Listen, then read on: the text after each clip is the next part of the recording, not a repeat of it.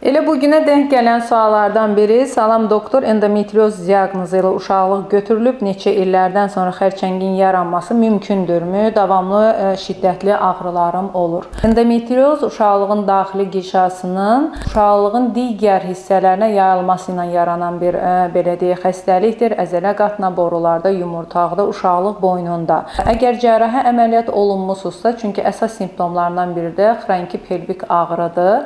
Əməliyyat olunmusunuzsa da belə bu ağrılar davam edə bilər. Öncədən əməliyyat öncəsi sizin diaqnostikanızla biz məşğul olmadığımız üçün bu suala konkret bir cavab verə bilməyəcəm ki, sırf endometrioza bağlı ağrı ilə əməliyyat olunmusunuzmu? Ümumiyyətlə bu ağrılar endometriozun ağrılarıymış.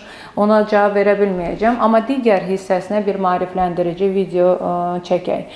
Ümumiyyətlə cərrahi əməliyyat olmuş pasientlərimiz cərrahi əməliyyatdan sonra da mütləq müayinələrdən keçməlidir.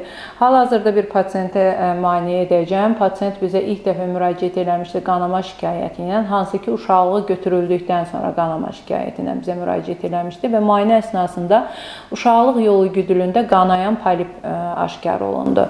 Və xanımlarımızın çoxu düşünür ki, əgər mən uşaqlığımı götürdürmüşəmsə, artıq uşaqlıq yoxdursa, orada orqan yoxdur və heç bir patologiya yarana bilməz. Yarana bilər. Əməliyyatın 2 ayın tamamında müayinə ilk dəfə olunmalıdır. Daha sonra həkimin təyinatı üzərindən 6 aydan sonra, yoxsa ildə bir dəfə müayinəyə getməyiniz tövsiyə olunur. Xərçəng yarana bilərmi? Endometrioz xərçəng deyil, amma uşaqlıq çıxardılıbsa da, uşaqlıq yolu güdülündə və ya xarici cinsiyyət orqanlarında xərçəng yarana bilərmi? Yarana bilər. Bu sırf endometriozla əlaqəli deyil, amma həmin orqanlarda xərçəng yarana bilər. Ona görə qeyd edim bir daha ki, müayinələrinizə vaxtında getməyiniz çox vacibdir. Polipektomiyadan sonra pasiyentimizə baxacağıq, baxaq görək necədir vəziyyət.